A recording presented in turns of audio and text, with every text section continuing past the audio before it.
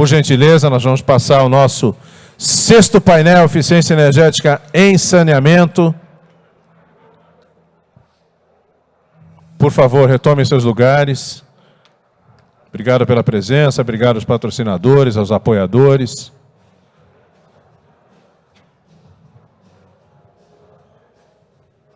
Obrigado, Viviane. Felipe, acertei. Daqui a meia hora eu erro de novo. Obrigado, viu, cara? Obrigado mesmo. Língua de sinais. Isso é uma briga antiga, viu, Felipe? Isso é uma briga antiga para que tivesse... que a gente tenha essas coisas que são tão importantes para pessoas que precisam desse tipo de atitude. Mas isso tem que ser normatizado, até normatizar aqui. Vamos tomando seus lugares, por favor. Bruno, já fica aqui na frente. Dr. José Carlos Basílio, Dr. André Bernardi Candeia.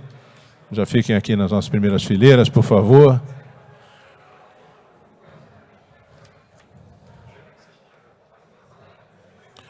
Dá para a gente ver, enquanto o pessoal entra, o vídeo da Eletronorte? Pode ser, meninos? Pode ser? Vamos colocar o vídeo em looping aí da Eletronorte, por favor. Enquanto o pessoal entra.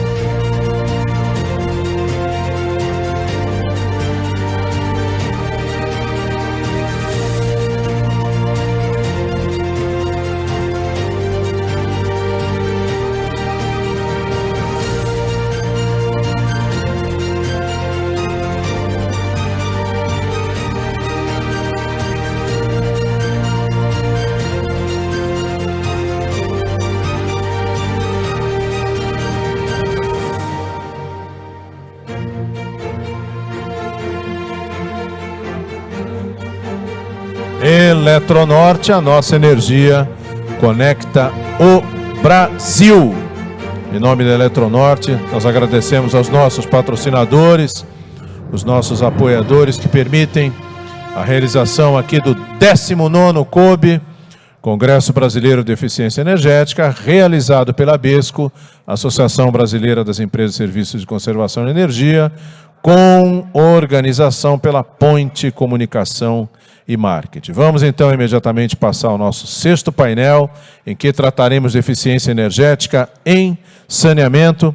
Mais uma vez nós recebemos o nosso anfitrião, o presidente da ABESCO, o senhor Bruno Herbert, que se posiciona aqui, ao quem eu peço uma saudação. Obrigado, Bruno, por moderar mais um painel nosso. E nós temos o privilégio de receber o senhor José Carlos Basílio, gerente de engenharia da Sabesp, que nos dá a honra com sua participação nesse painel. Por favor, engenheiro José Carlos Basílio.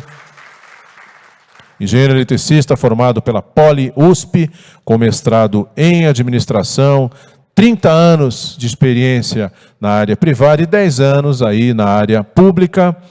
Também pertence aí a CB 116 da ABNT, que é a ABNT voltada à eficiência energética. Também nos dá o privilégio de sua participação, de sua contribuição, o senhor André Bernardi Candeia, coordenadora corporativa de gestão de energia e eficiência energética da EGEA.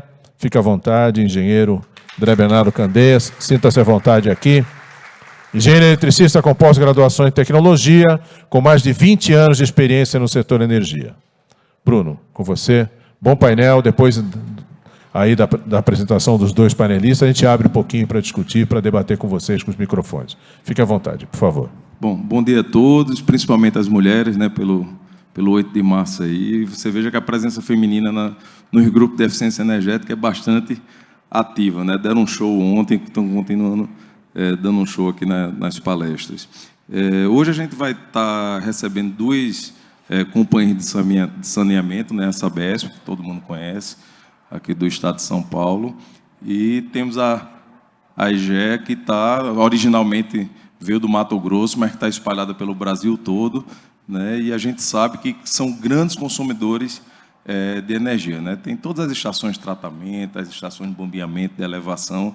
Então, eu espero que seja realmente uma experiência a gente conhecer como é que funciona, né, o consumo de energia, o que é que eles estão fazendo do ponto de vista de eficiência energética, né?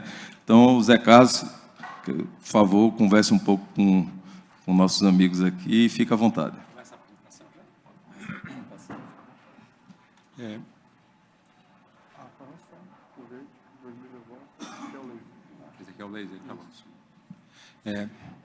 Bom dia a todos. Gostaria de começar agradecendo aqui a ABESCO, né, por esse convite, também cumprimentando as mulheres pelo seu dia, claro, não podia deixar de ser, e também cumprimentando aqui quem está no painel, né, o Andrezinho aqui da EGEA, grande conhecido de há pouco tempo, mas o Bruno também, que está nos permitindo esse espaço.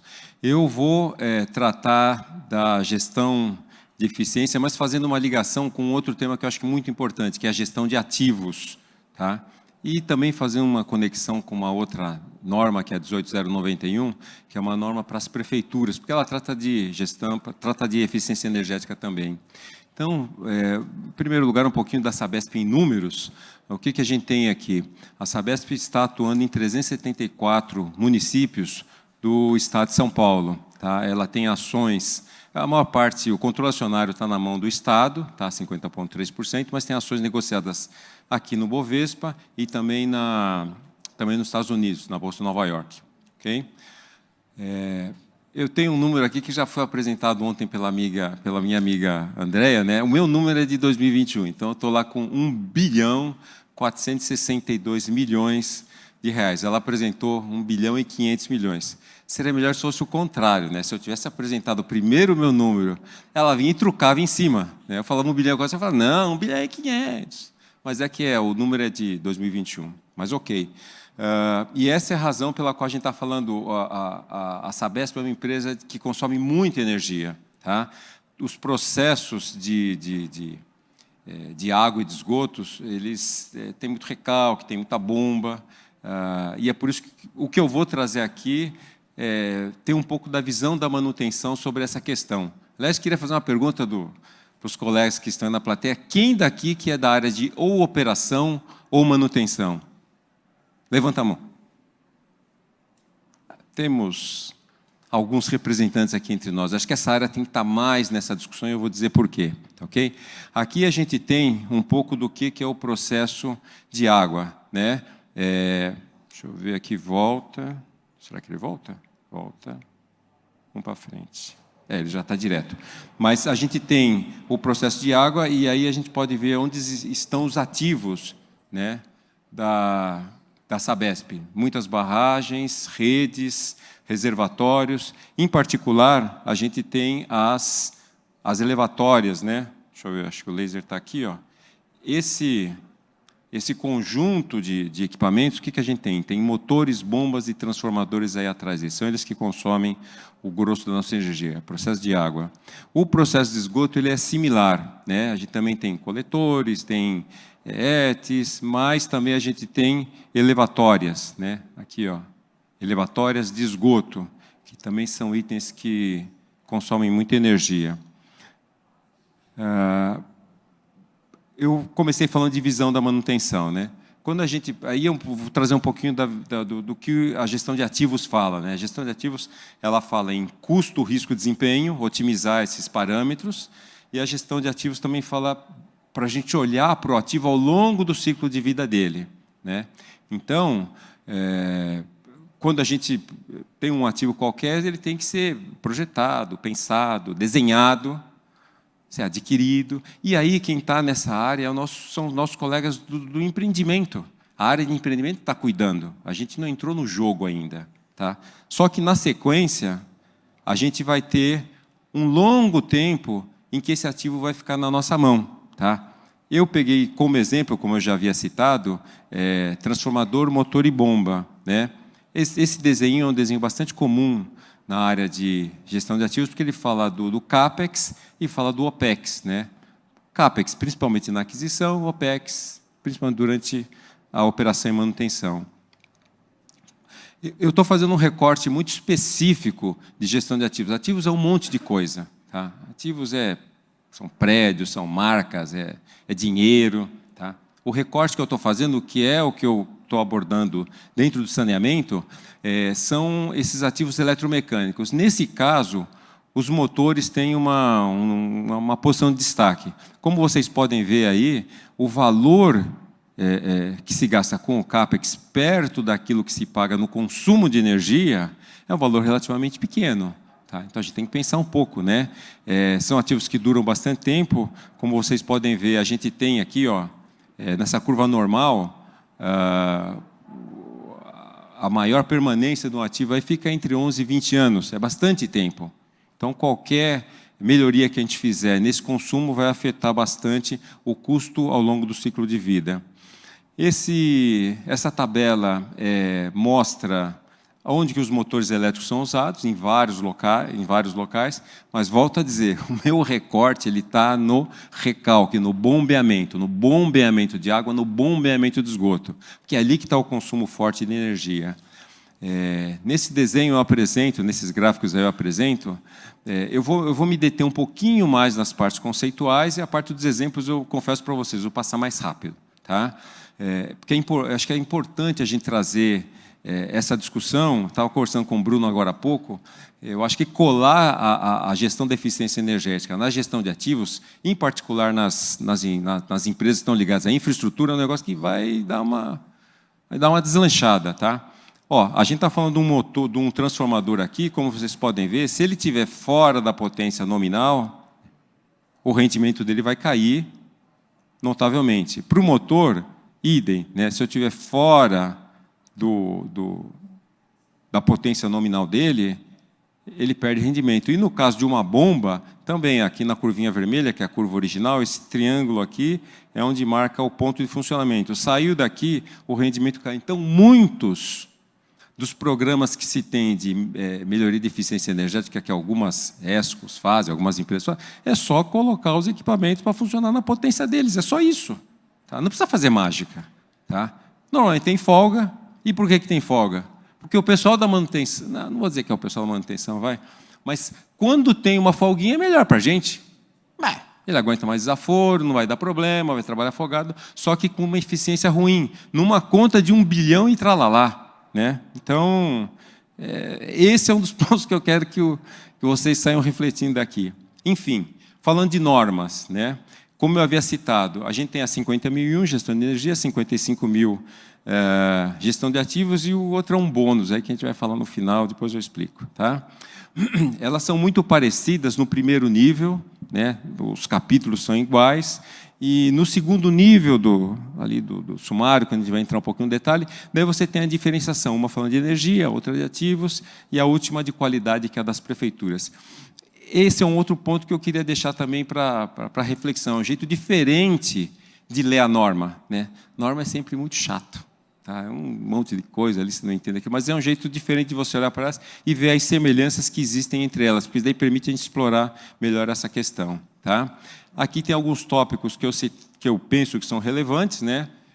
Ambas normas, como outras, estão preocupadas com as partes interessadas, tá? Definem um escopo de trabalho. No caso da 50.000 em gestão de energia, tem metas energéticas, tem energia renovável, que é uma coisa que a gente explora, a gente procura explorar bastante na Sabesp.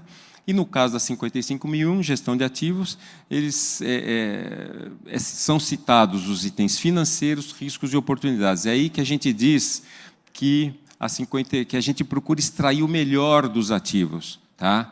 Balancear custo, risco e desempenho. Tá? É quando a gente tenta trazer a manutenção e a operação para esse fórum de discussão.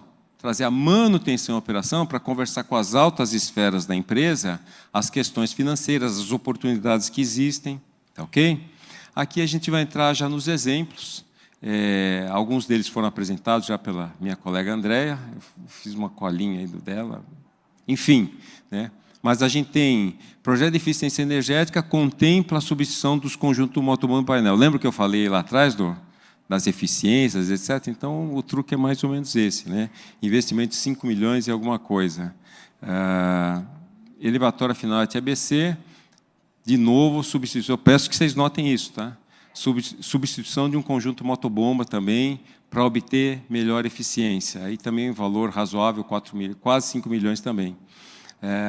Projeto de incentivo à substituição de motores, o próprio título fala por si. Tá? É a gente procurar trazer os conjuntos para aquele funcionamento mais próximo do que ele foi previsto. Tá? Ou, pelo menos, para aquilo que foi mais próximo do que ele está consumindo. Lembra que eu falei no começo lá que quem trabalha primeiro é o pessoal do empreendimento? Eles são colegas nossos também, mas a gente sabe que é levado em conta algumas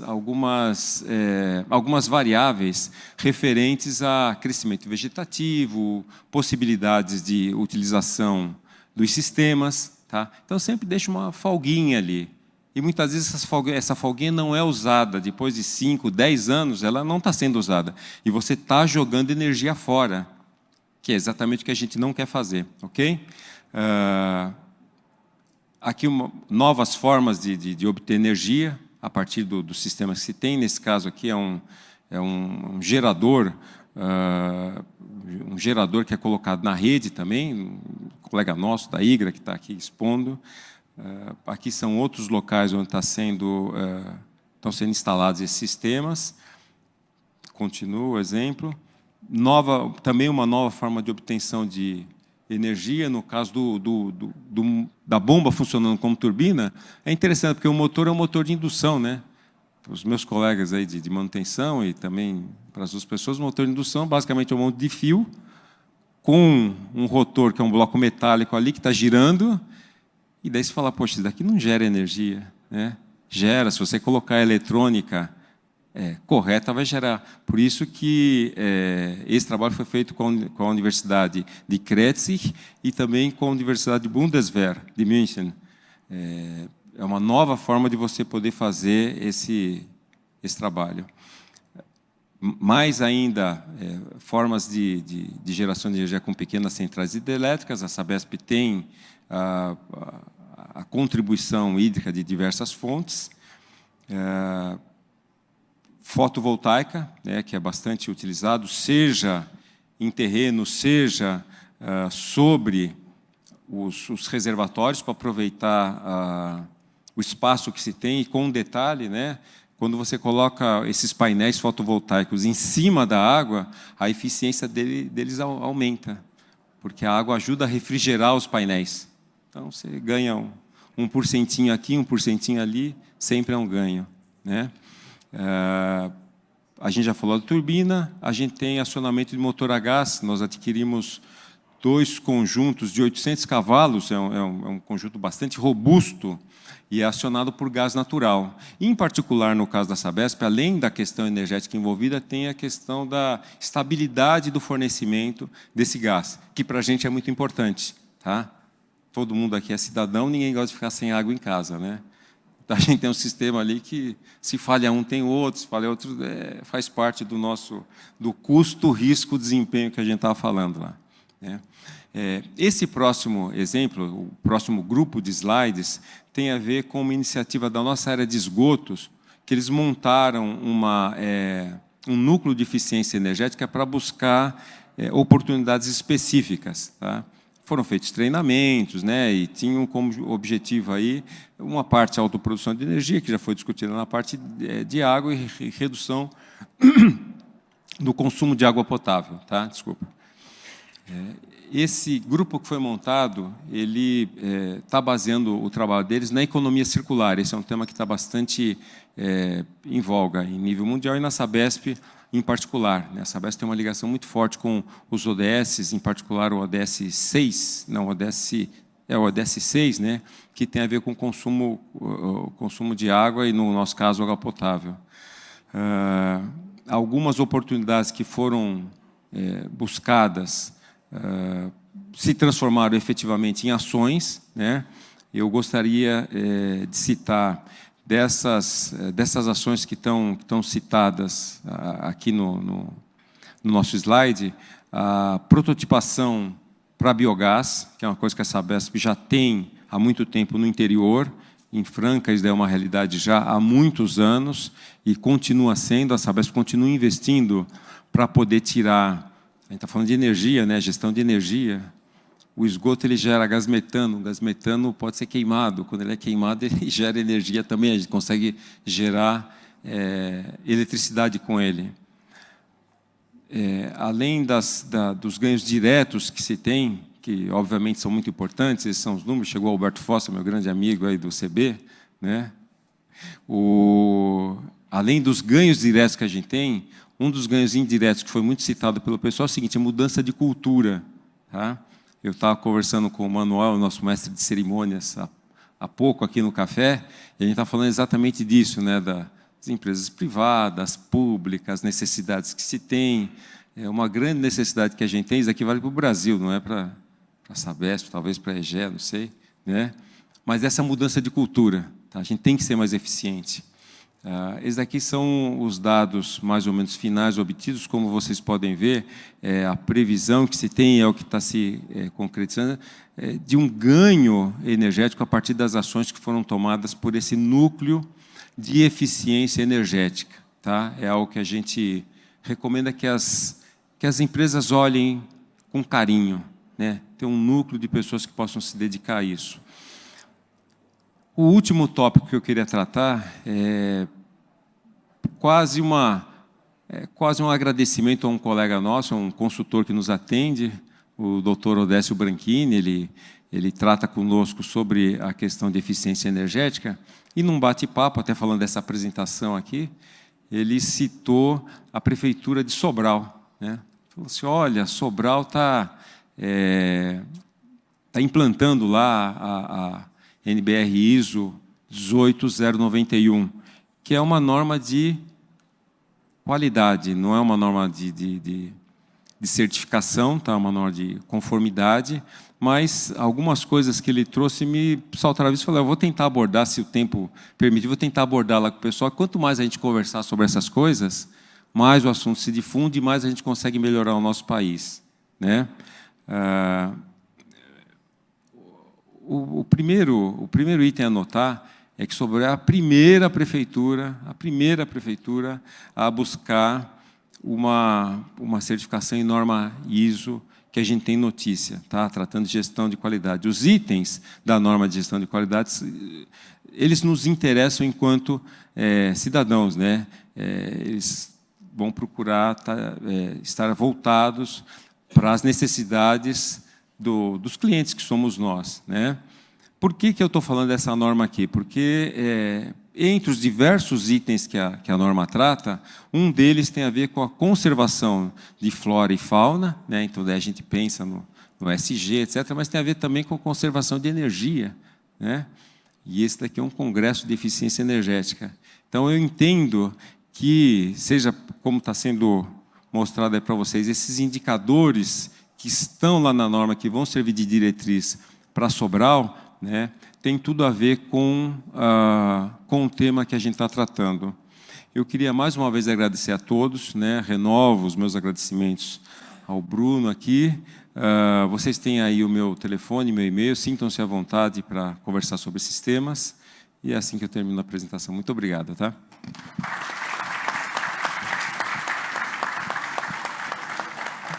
Bom, Basílio deu uma aula agora como um grande consumidor, né, pode salvar recursos, né, dos seus acionistas, dos seus investidores, trabalhando com a eficiência energética. Afinal, não é todo dia que a gente encontra um cara que tem uma gestão de 1 bi e 500 milhões por ano aí no consumo de energia, né? Uma coisa que chamou muita atenção, né, a gente já um pequeno bate-papo aqui com relação a isso, e a gente sempre bate nessa tecla, que você viu ali uma correlação entre o CAPEX e o OPEX, né? Então, tinha lá 4%, 5% ali de CAPEX contra 95% de OPEX. Quer dizer, a operação e o consumo de energia, né, chega a ser 20 e poucas vezes maior do que o próprio investimento. E aí, uma coisa que acontece na pequena indústria, no pequeno comércio, que é aquela história de rebobinar a bomba, né? Já ouviram falar isso, né? Você tem lá o motor elétrico e fácil, o cara vai, não, mas tem aquele cara ali que ele vai, queimou o motor, eu vou fazer enrolar o motor, né, no jargão popular. E aí, uma conta simples, se você tem um motor lá, um investimento, um CAPEX de 100 mil reais, você está tendo 2,5 milhões de consumo de energia, né? Aí disse, não, mas eu vou enrolar o motor e vou ter 50% de abatimento, que é mais barato que comprar o novo. Aí você tem uma economia de 50 mil e perdeu, vamos supor, 10%, 15% de eficiência, você perdeu 300 mil reais. Então, o que ele trouxe aqui foi tão rico que depois, se vocês pegassem essa apresentação deles e se debruçassem, você vai ver que vocês vão encontrar várias soluções de eficiência energética que acontecem não é só na Sapesp, não, vai acontecer na pequena indústria, no pequeno comércio, entendeu? No condomínio da gente que está lá, às vezes você tem o seu condomínio, está o cara, né, consertando motor, e sua conta de energia está subindo. Então, eficiência energética, quando você vê o conceito, mesmo das grandes empresas, podem ser aplicados para pequenas empresas. Então, acho que foi um dado fundamental. Parabéns, Basílio. Eu te agradeço. Bruno, te agradeço pela complementação. A gente me coloco à disposição também para tratar do tema com quem for, mas o Bruno é um menino de raciocínio muito rápido, tá? Muito rápido. Porque é exatamente isso que acontece quando você rebobina o motor. E tem uma coisa que é pior ainda, que isso daí é tão específico, talvez sendo coisa, que é o seguinte: às vezes o motor ele tem um dano no rotor. O rotor ele é formado por chapas metálicas, que no original, né, as chapas são todas isoladas, não sei o quê. Quando aquilo danifica, você também conserta, você também pode consertar aquilo, mas as chapas não ficam com a mesma compactação, o fluxo magnético não é o mesmo, o isolamento das chapas não é o mesmo, então as perdas aumentam muito. A gente costuma dizer que a cada rebobinamento de motor, você perde no mínimo 2%. Tá? Cada vez que você rebobina o motor, 2%, 2%, 2%. Sendo bem feito. Tá? Muito obrigado pela complementação. Os cálculos de cabeça que ele fez dos números das contas, está certinho, é isso mesmo? Obrigado. Obrigado, Basílio. É isso mesmo. Aqui a gente está sempre aprendendo e trocando experiência, né? Então vamos ficar com outra fera agora. André Bernardo, fica à vontade aí, a casa é sua. Obrigado. Bom dia. Primeiramente, parabenizar todas as mulheres por esse dia, pelos demais 364 dias do ano. Agradecer... Obrigado. Agradecer o convite, né, da ABESCO nessa apresentação. É muito bacana a gente compartilhar um pouco desse conhecimento, fazer uma apresentação aqui bem focada na parte de eficiência energética mesmo. Um dos programas que a gente tem desenvolvido, né, dentro da gerência e gestão de energia lá da IGEA, né, da companhia, e eu acho que está bem ao encontro, né, em complemento ao que foi demonstrado aqui pelo Basílio.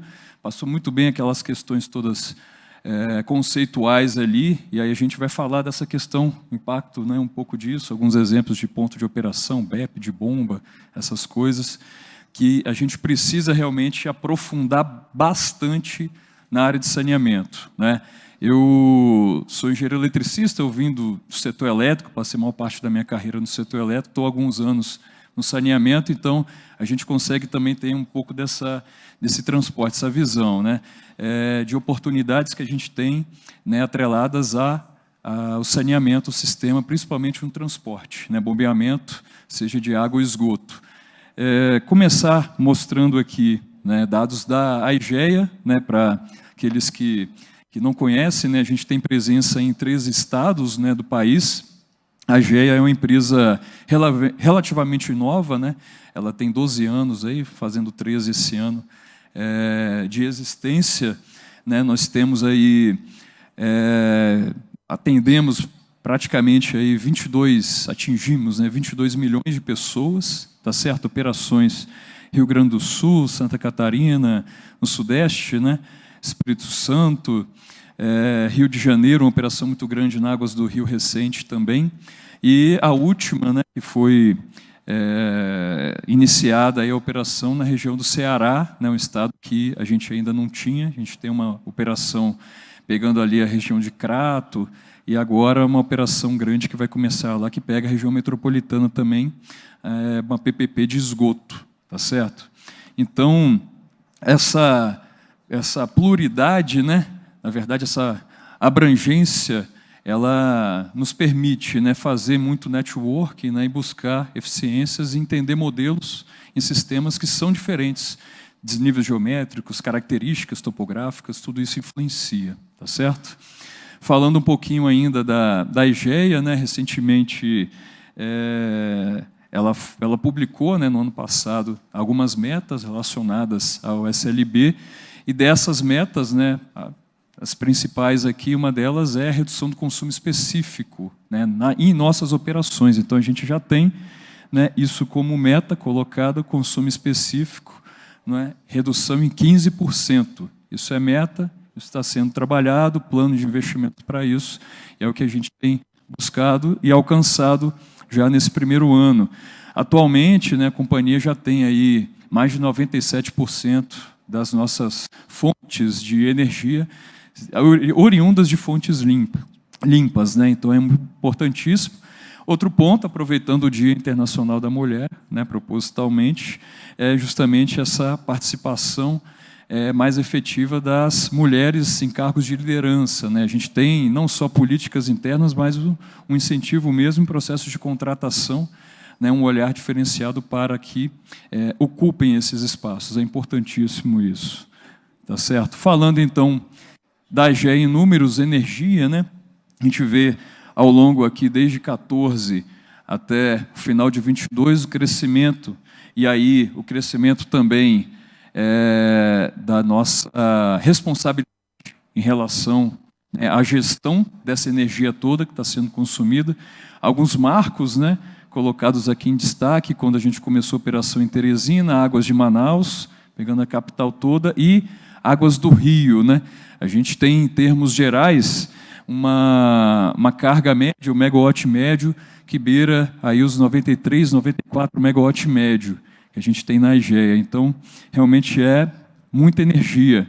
E, para isso, a gente ancora nossas políticas, né, nosso programa, a gestão de energia, em 3 pilares. Tá certo? O primeiro deles, gestão de custeio, aqui estão abarcados todos os projetos, programas, né, relacionados aos contratos em ambiente de contratação livre, né, contratos de energia, migrações, geração distribuída, né, seja CGH que temos, seja usinas solares fotovoltaicas, né, bastante também. E a gestão também, né, do custeio envolve o aspecto de autoprodução de energia. Tem também um trabalho sendo feito na AEGEA. Em outro pilar importantíssimo é a gestão orçamentária mesmo, né? São muitas unidades, são muitas operações espalhadas, então tudo isso tem que seguir, né, no mesmo rumo, ter a mesma sistemática, né, planejamento energético, consumo das nossas operações. A gente entra dentro, vazões, volumes, ponto de operação de cada estação, então é importantíssimo esse pilar. E aqui também temos os sistemas, né, que ancoram né, toda essa operação que é feita na EGEA. E o terceiro item, não menos importante, o terceiro pilar, que é a gestão da eficiência energética pura, que é onde eu vou entrar em um dos programas que é um dos programas estratégicos principais, né, da EGEA, da companhia, que são os diagnósticos, né, hidroenergéticos. Tá certo? Então, falando dos diagnósticos, qual é a sistemática, né? Qual é o fluxo deles? Bom, a gente faz, juntamente com as unidades, né, o levantamento de todas as principais estações, principais pontos de consumo, tá certo? Que nós temos um cronograma dessas atividades e um acompanhamento, né, um follow-up em relação à operação, que é um ponto importantíssimo, influencia demais, né, no consumo energético. Depois disso, vem o desenvolvimento mesmo, mapeamento energético dele. A gente faz o levantamento dos dados e o que vai ancorar e apoiar simulações hidráulicas, que é uma coisa, é um diferencial importantíssimo para ter, após cada diagnóstico hidroenergético feito em cada estação, essas simulações, o trabalho da equipe de hidráulica e simulações hidráulicas, tá certo? E aí vamos para a campanha de medições em loco mesmo, eu vou falar um pouquinho dessas medições. Depois disso, importantíssimo o trabalho, né, back-office, com base nesses dados, é você fazer a análise, quer dizer, quais são os vetores e as oportunidades que você tem diante desse diagnóstico que foi feito, hidroenergético, né, para aí sim ter as entregas, né, um relatório e lista de oportunidades, cada uma com a sua viabilidade econômica, né, para levar à diretoria. Isso a gente faz rotineiramente.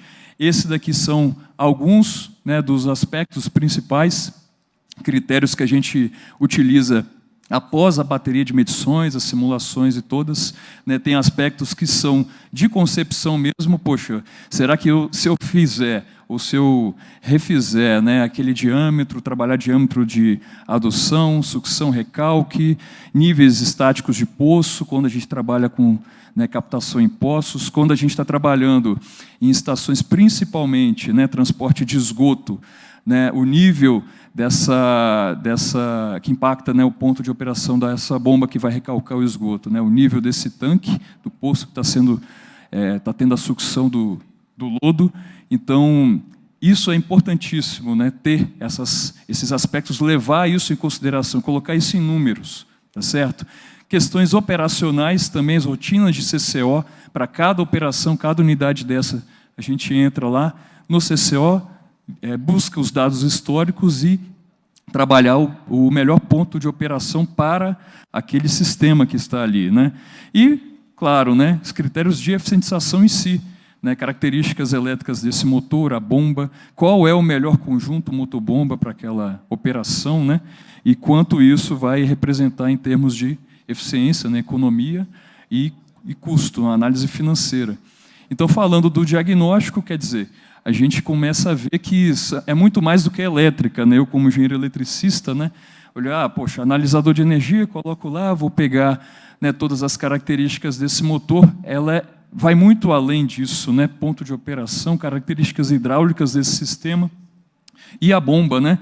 Principalmente, que é onde geralmente a gente encontra os maiores gaps, né, de eficiência, né? Então, feitas coletas hidráulicas e elétricas nessa bomba, analisadores de energia, transdutores de pressão, tacômetro, lógico, rotação, né, daquele eixo, ela impacta diretamente, a gente sabe muito bem das características hidráulicas. Aqui algumas fotos, né, imagens, a gente geralmente utiliza equipamentos clampon, né, para fazer essas medições de vazão, calibrados, a gente valida um com o outro, a gente tem vários equipamentos com essa característica, para encontrar no final o que é isso daqui, né? A gente tem um conjunto motobomba, altura vazão, né, uma curva bem característica, né, de conjuntos motobomba, e o rendimento ao longo da vazão, né, também.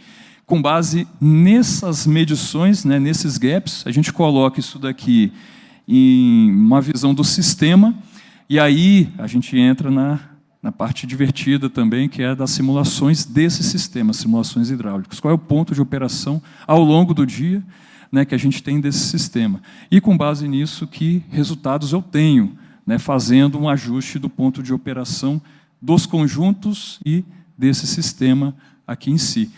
Aqui, antes de entrar um pouco mais em alguns exemplos práticos, a gente mostrando aqui bateria, né, desse trabalho que foi feito, Mato Grosso do Sul, Rio de Janeiro, Amazonas, aqui a operação, né, nossa maior operação é no Rio atualmente, né, então a gente tem uma particularidade lá, uma herança da SEDAI em relação aos conjuntos, então a gente fez uma força-tarefa, e aí pegando desde a capital até algumas estações nas comunidades também, tá certo? Morro do Alemão e tudo mais. E aqui um exemplo, né, do retrato que a gente coloca, que a gente condensa os resultados, quer dizer, feito lá as medições, esse conjunto, esses 3 conjuntos motobomba, né, estão lá na nossa estação elevatória de água tratada de Fundão, né, no Rio de Janeiro, e operação 2+1 são motores de 500 CV, aqui, né, algumas imagens também, e principalmente, né, o resultado, né. O interessante disso daqui, eu vou mostrar em um slide específico, é a gente enxergar de imediato 3 conjuntos, operação 2+1, qual que é o melhor padrão de operação agora, nesse momento, sem fazer nenhuma ação dentro dessa estação. Quais são os conjuntos, né, que operacionalmente e energeticamente, né, estão mais eficientes? Isso é importantíssimo, isso sai na hora, de cara. E aí você já ajusta, né, seu padrão de operação e já consegue recuperar uma parte dessa energia. Eu vou falar um pouquinho, né, de um exemplo desse. Então, ponto de operação, né, e, poxa, com base nesses dados, como é que eu consigo alcançar a minha eficiência energética para atender esse sistema ao longo das 24 horas do dia, né, meu sistema, minha curva do sistema se ajustando, alterando, para obter a melhor eficiência, né, desse sistema de bombeamento. Aqui um outro exemplo, já em Manaus, motores de 1400, bombas KSB que a gente tem lá, é uma elevatória de água tratada também, lá na Alvorada. Aqui, né, as medições, perceba que muitas vezes a gente não consegue, né, alcançar, né, fazer o shoot-off nas bombas, né, tem uma série de questões envolvidas, risco e tal, mas com um conjunto de 5, 6 medições a gente já consegue ali ter, né, fazendo isso paulatinamente, alguns dias da semana, a gente consegue ter a dimensão e a construção dessas curvas, né? E aqui, olha, o histórico, como é que ele opera esses dados aqui, é importantíssimo para a construção dessas curvas de sistema, que eu vejo aqui que ela muda, né, ao longo do dia. E aí, qual é o melhor ponto, né, de operação dessas bombas que estão lá e essa recuperação, quanto me representa, né, em eficientização. Então, o que eu estava falando do outro exemplo, de cara, né, Fundão, 3 conjuntos motobomba. Poxa, eu tenho um padrão de operação que lá estava instalado, né, o operador, e junto com o CCO que manda, estava lá, não, a gente opera sempre a bomba 1 e 2. É bomba 1 e 2, a 3 é a reserva, né? De cara a gente já vê, poxa, a 3, ela está com um nível ali, né, de consumo específico, que é um dos indicadores principais aí para aspecto de eficiência energética do sistema de bombeamento, ela é muito melhor. Então, quer dizer, de cara, opa, vamos fazer um ajuste aqui. Vamos trabalhar e encontrar, não é, com esses conjuntos 1 e 3, qual que é o benefício disso. E isso daí já me dá lá meus 5, 6, 7% de eficiência em uma estação que opera 24 horas. É muito representativo isso. Aqui o Bússia da Baixada são 5 conjuntos, é uma estação bem grande também que nós temos no Rio. Operação 3+2, e ali a mesma coisa, poxa, bombas 1, 2 e 5. Aí a gente já faz o quê? Já cola lá no painel do operador, já deixa lá uma cartilha. E olha, vamos priorizar a operação dessas bombas. E aí a gente já consegue, pelo sistema de monitoramento, encontrar, né, qual é o nível de eficientização que já trouxe só oriundo da medição. Um outro aspecto também é que ela me permite, né, quando eu tenho gaps muito grandes, como esse daqui, lá na estação de Guaicurus, é a nossa maior, né, do Rio, são 7 conjuntos lá, a gente percebe, poxa, que teve realmente um gap muito grande, né? E aí, junto com a equipe de manutenção, né, trabalhando elas lá, poxa, vamos fazer uma inspeção, né, um pouco mais detalhada desse conjunto. Aí você percebe que algo passou por ali, não é, e danificou bastante ali o rotor, né? Esse objeto não encontrava-se, né, dentro da voluta da bomba, mas ela realmente trouxe esse prejuízo. E aí explica, um pouco dessa questão de ineficiência que estava sendo apresentada por ela. Fizemos, então, no passo, né, as medições, essa campanha toda de medições, coleta de dados, a gente já sai as primeiras percepções e relatórios, e aí a gente segue para as simulações hidráulicas. Né? Esse daqui é o sistema, né, representado aqui pelo Water Gems, lá da nossa captação e distribuição em Manaus. Então, quer dizer, só um exemplo, né, colocado vários cenários, é uma bateria exaustiva, né, da equipe de simulações, para colocar essas bombas atualmente em operação nesse sistema, fazer as calibrações e aí a gente projetar, fazendo a eficientização desses conjuntos, colocando esses pontos de operação em bem determinados aqui, qual é, né, o nível, né, de eficientização que a gente alcança isso em números. Esse daqui é um exemplo, né, cenários aqui que foram colocados. E aí, com isso, a gente consegue ali modelar, né, os projetos de eficiência energética propriamente ditos, executá-los e alcançar ali os resultados. Tá certo? No mais, era isso, pessoal. Em termos gerais, nossa experiência em relação à eficiência energética, o programa que a gente tem feito em todas as operações. Fica aqui meus contatos também, agradecimento, e fica à vontade aí para as perguntas e dúvidas. Tá ok? Obrigado.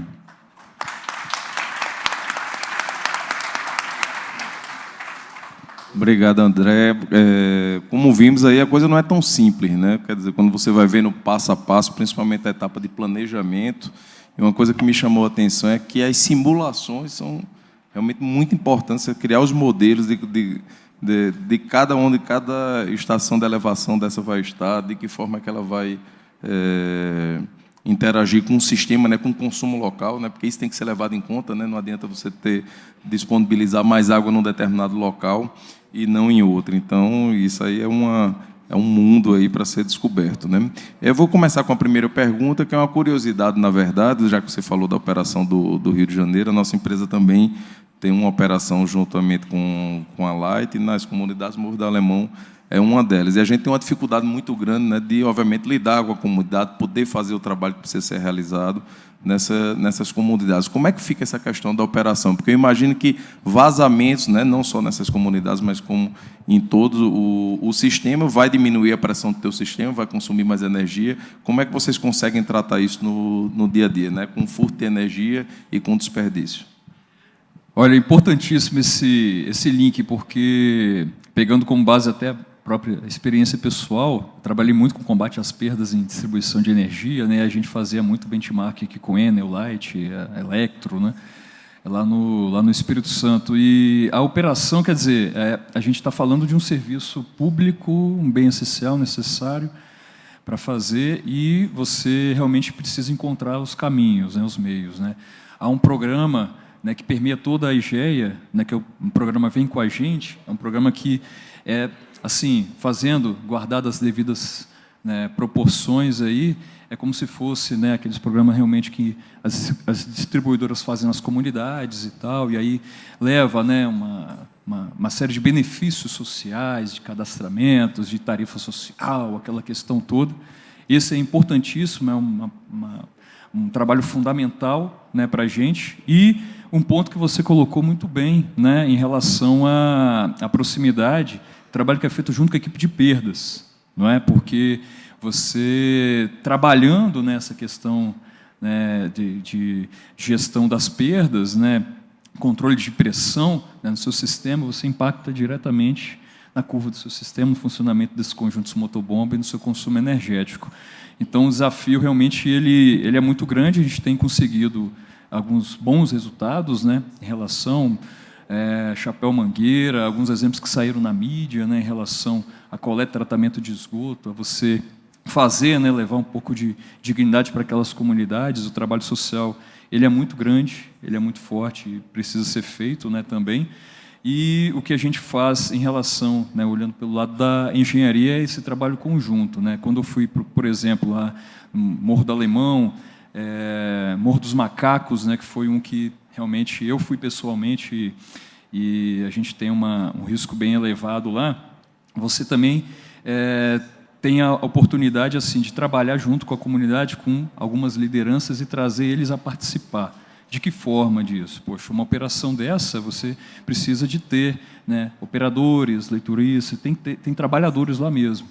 E a captação, né, desses trabalhadores para trabalhar dentro da Águas do Rio foi assim, importantíssimo, fundamental. A gente acessa com eles lá. Então, a gente conseguiu fazer sem nenhuma intercorrência, sem nenhum problema, esses procedimentos, esses trabalhos técnicos, né, que estão sendo feitos. Então, esse é um aspecto também importantíssimo. E, assim, não é reinventar a roda, né? A gente sabe que as distribuidoras também lançam mão disso, né? A gente trabalha da mesma forma ali. Mas o desafio realmente é muito grande. Porque realmente você veja a conexão das coisas, né?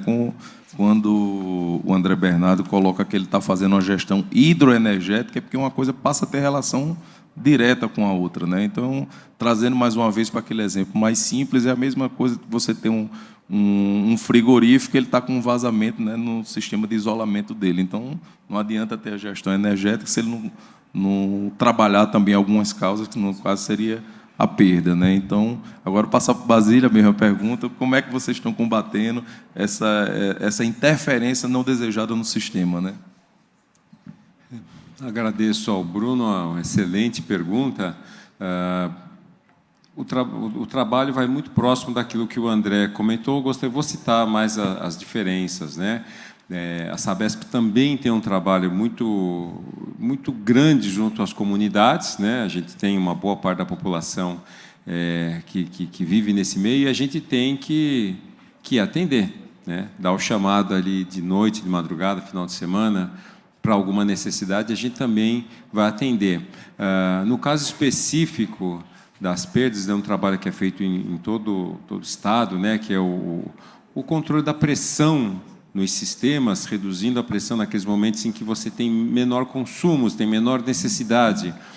Com isso, eventuais vazamentos que existam ali são diminuídos também, porque você reduziu a pressão. Então, tem todo um trabalho, a gente tem indicadores que a Sabesp segue, que são os indicadores de perdas, tem metas para isso, né?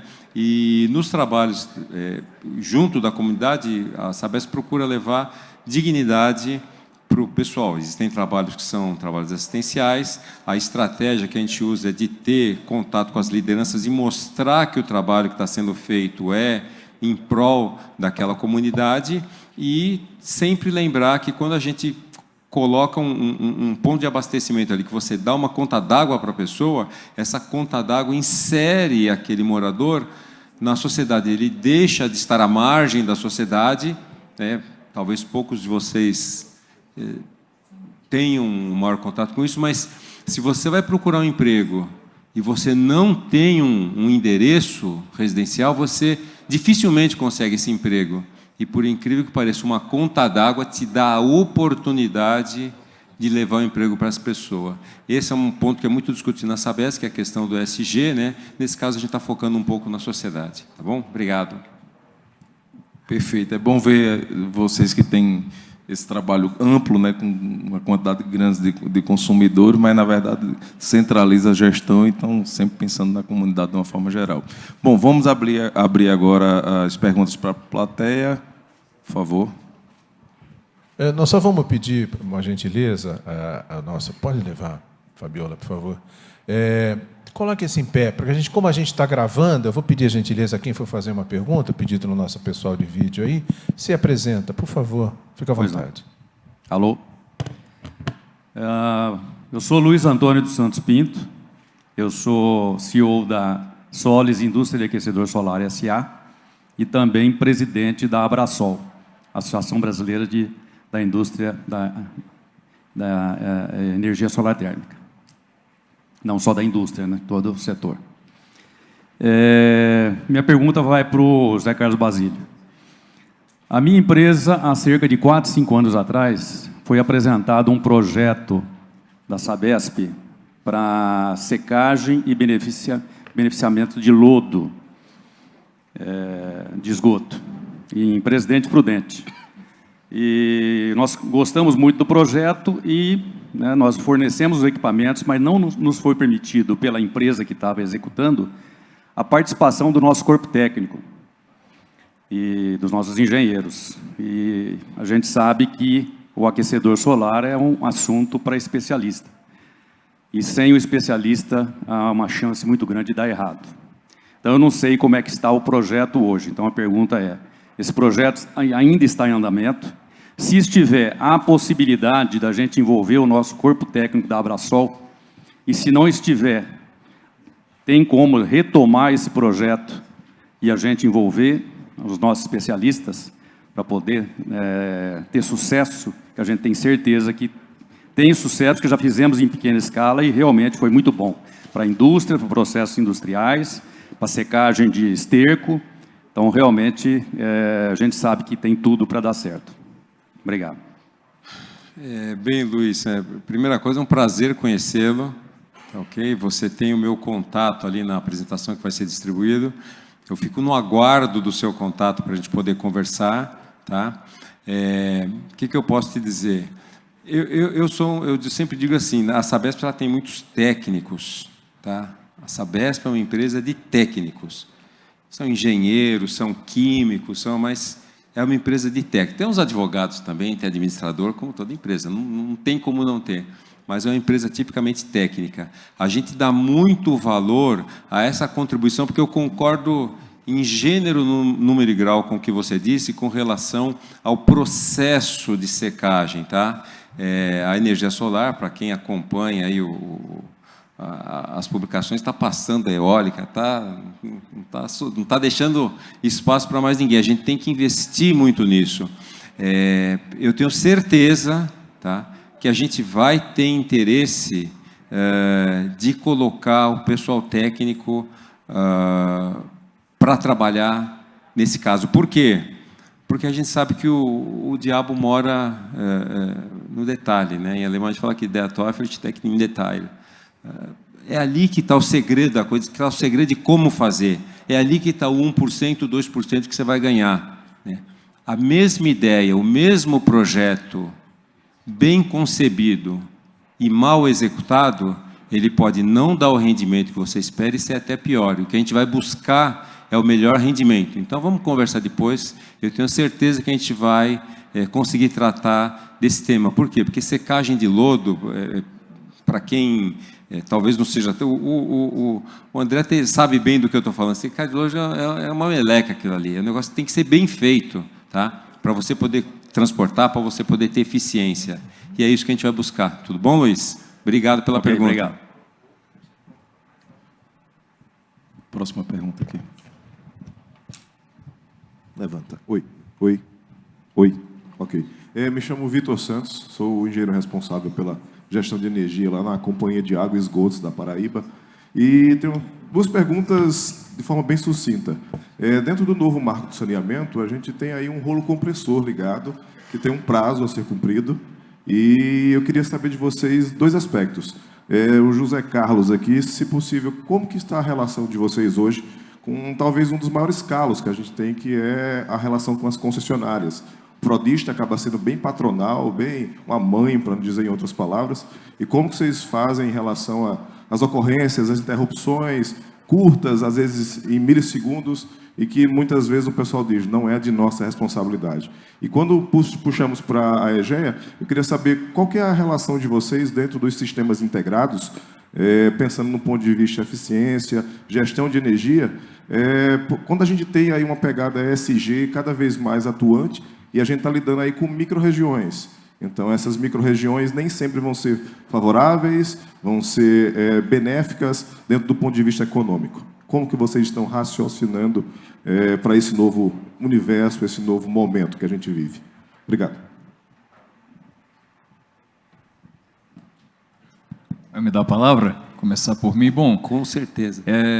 Até um aspecto colocado ali, né, nos primeiros slides, né, quando a gente coloca um compromisso, né, em relação à eficiência energética e outros temas também, né, participação das mulheres, negros e tal, cargos de liderança, é realmente algo que foi construído, né, antes. Né? A gente tem operações que atendem de, sei lá, 10 mil pessoas a operações enormes, né, na faixa de 1 milhão, né, de pessoas. E aí tem suas características, né, distintas. A EGE, ela, pelo próprio nascimento, o cerne dela, né, ela é uma empresa que veio de infraestrutura.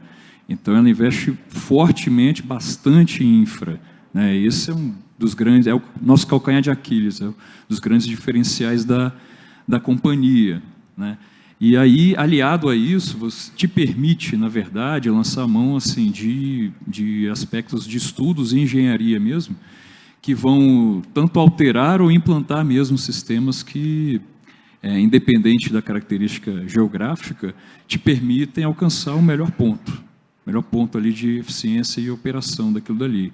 Então, dentro da companhia nós temos uma área específica, né, que cuida de ESG, de captura de carbono, esse tipo de coisa, esses projetos, um trabalho muito forte feito em tratamento de lodo, tá certo? Queima de gás, cogeração de energia, a gente tem algumas plantas que fazem isso.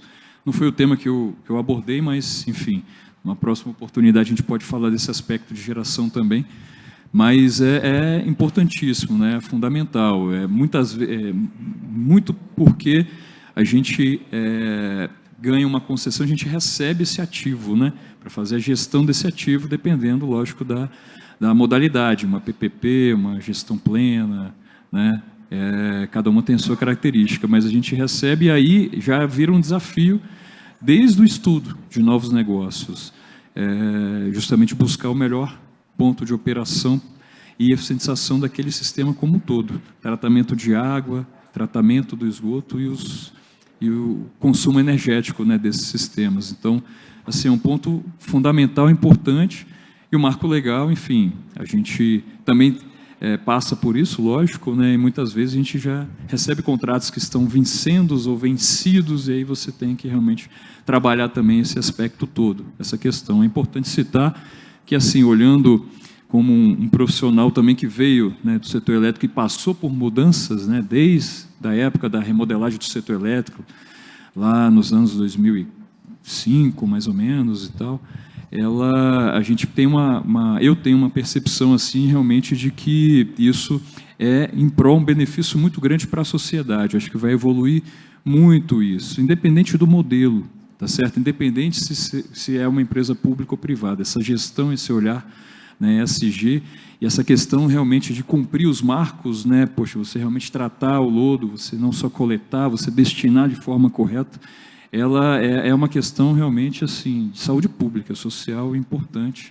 Então, agradeço mais uma vez a pergunta, espero ter respondido a contento. Desculpa, seu nome é Gilson? Vitor. Permitiu eu ficar em pé aqui. Vitor, a pergunta é muito interessante, tá? Porque a Sabesp também está bastante envolvida com esse tema.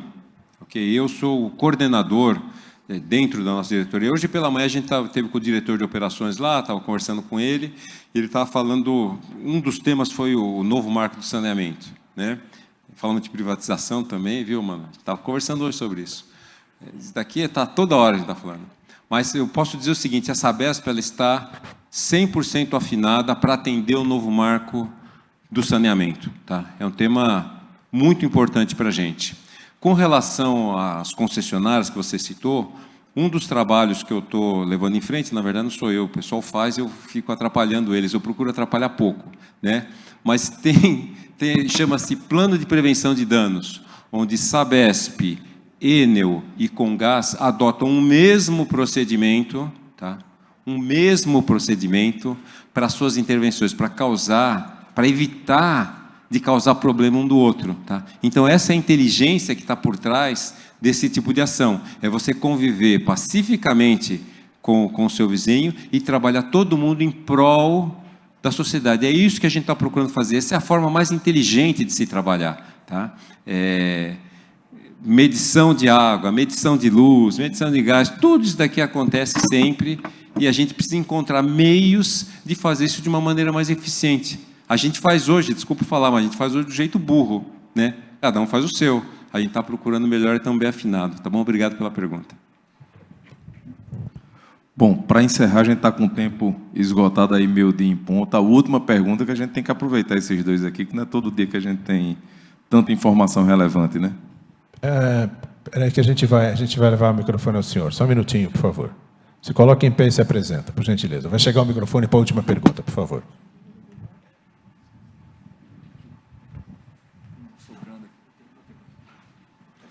Bom dia, eu sou Alexandre Jeremias, sou CEO da Igra. Primeiramente, parabéns pela palestra, foi muito elucidativa. É um orgulho para nós da Igra sermos fornecedores de toda a nossa linha de aeradores, bombas anfíbias e turbogeradores, tanto para a Sabesp quanto para a EGEA. E fica uma questão, acho, de todos os fornecedores de vocês. Vocês falam muito em eficiência energética, falam bastante que isso faz parte do DNA das empresas de vocês, que estão buscando isso. E como que vocês veem, tanto numa empresa privada quanto numa empresa pública, colocar no setor de suprimentos de vocês, na hora da compra, essa visão de que o CAPEX é menos importante do que o OPEX? Que a gente vê a compra sendo feita pelo menor preço e a avaliação de vocês ser feita pelo tempo de vida do produto. Então, como que vocês conseguem vislumbrar esse futuro? Como é que colocam isso ali na frente? De que isso vai ser importante também para nós, como desenvolvedores de tecnologia, que isso vai ser remunerado de alguma forma justa e não a gente desenvolve um produto de alta tecnologia e concorre com alguém ali na frente que está só copiando a gente. Obrigado. Bem, eu vou tomar a palavra. Da outra vez eu cedi, André, mas eu vou tomar a palavra porque ele vai responder menos. Para a empresa privada isso é mais fácil. Tá? Então, é uma pergunta só para mim, mas Alexandro, né? Então, Alexandro, a gente tem uma legislação hoje que permite, tá?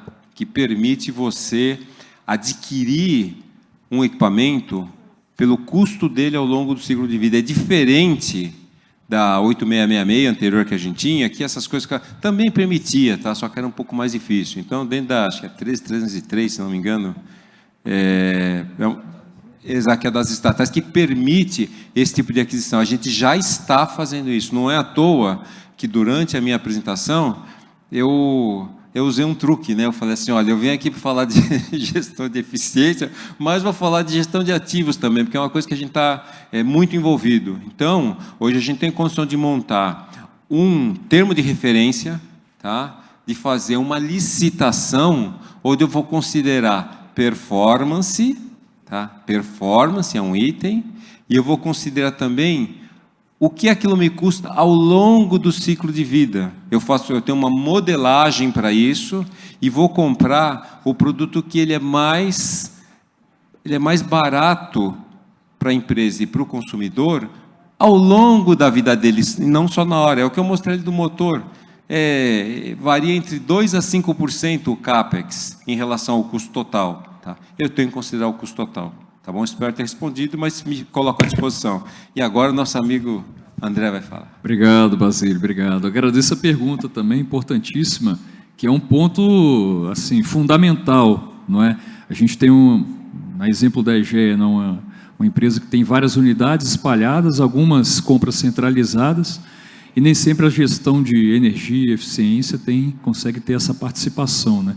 O que a gente tem no histórico, né, da empresa foram algumas tentativas em fazer isso. Né? Quando você coloca esse aspecto como um target, né, um técnico e preço, né, fazendo uma correlação ali com o público, que é você trabalhar, né, a busca desse equipamento mais eficiente possível, alocado aquele preço, a gente já conseguiu implantar isso, não é? E aí o resultado foi o seguinte, quando a gente busca, né, pega essa informação do mercado, a informação, às vezes, nessas oportunidades, ela não bateu com o que estava em campo. Então, o fornecedor que estava, conjunto motobomba, 86%, 87%, ele falou, não, eu entrego um com 95%. Excelente. Ele ganhou. Aí a gente foi lá, levou nossos equipamentos, fomos medir e não está dando. E aí? E se eu comprei a 95, dá 80? O que eu vou fazer com esse processo de compra? Né?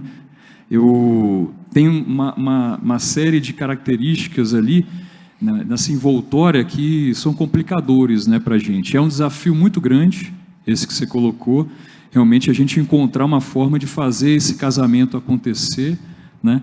Mas é um desafio que está colocado, né, para a EGEA. O que eu posso falar é que, quando a gente encampa projetos que são alocados na área de energia, de eficiência energética, a gente trabalha essa questão porque a gente entra a fundo mesmo, né? E é importantíssimo, quer dizer, o OPEX ele é muito, muito maior do que o CAPEX ali que está envolvido, tá certo?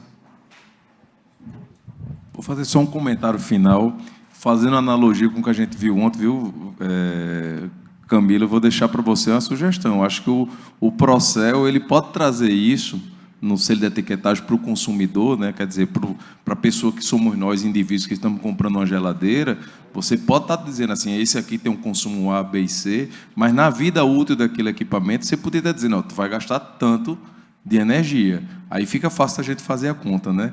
Porque eu vou dizer, eu vou comprar um equipamento tal, mais o OPEX agora, dada essa ideia que surgiu, né, na devida pergunta do nosso amigo lá da IGRA. Se viesse isso dentro do selo do Procel, a gente ganhava muito, porque o consumidor começava a ter essa ideia que não é só comprar aquele equipamento mais barato, mas que em 1 ano, 2, 3, ele vai pagar X a mais por energia. Aí a continha de padaria, a calculadora, opa, vou comprar um equipamento mais eficiente, porque ele vai me dar uma economia maior para a minha família. Então, Camila, fica essa sugestão para você. Obrigado, Bruno Ebert, presidente da ABESCO, obrigado aos engenheiros aqui, para que eu peço uma salvação. Vamos tirar uma foto, colocar em pé aqui com o Marcos, por favor. Eu, se fosse as senhoras aqui presentes, eu permaneceria até o final, tá bom? Antes do almoço, aí eu vou convidar as senhoras que permaneçam, tá? A gente vai entregar aí uma recordação para vocês, mais uma vez como homenagem ao Dia Internacional da Mulher. A gente vai ao próximo painel. A gente vai agora discutir as normalizações e os créditos de carbono. Obrigado, senhores. Vamos, então, passar imediatamente ao nosso próximo painel.